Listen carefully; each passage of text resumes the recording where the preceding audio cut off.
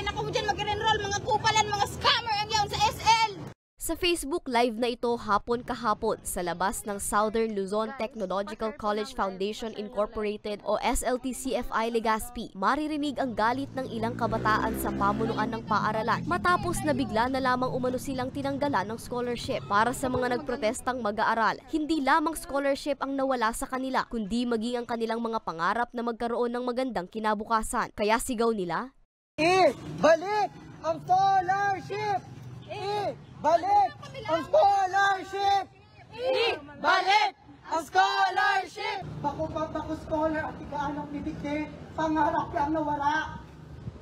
Kaya sana may tiganin ko kapos, ngayon kami digdidan naman kay Kuhan kapos na ikaano nito tigsasabi yaw kami digdi para manindigan sa ano ang para sa tuya mga nag-ireskwela digdi.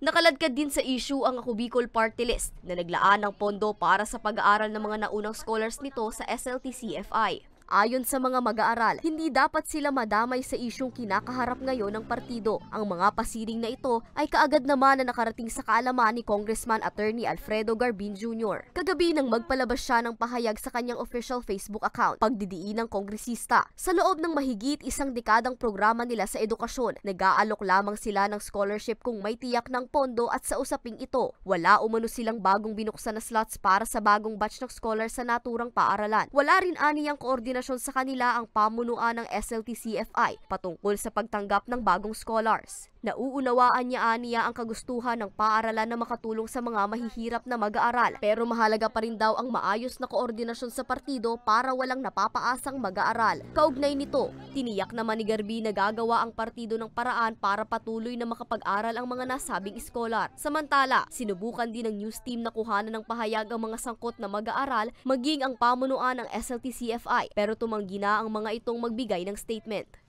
Para sa mga balitang Tatak, Bicol, Angeline Dagta.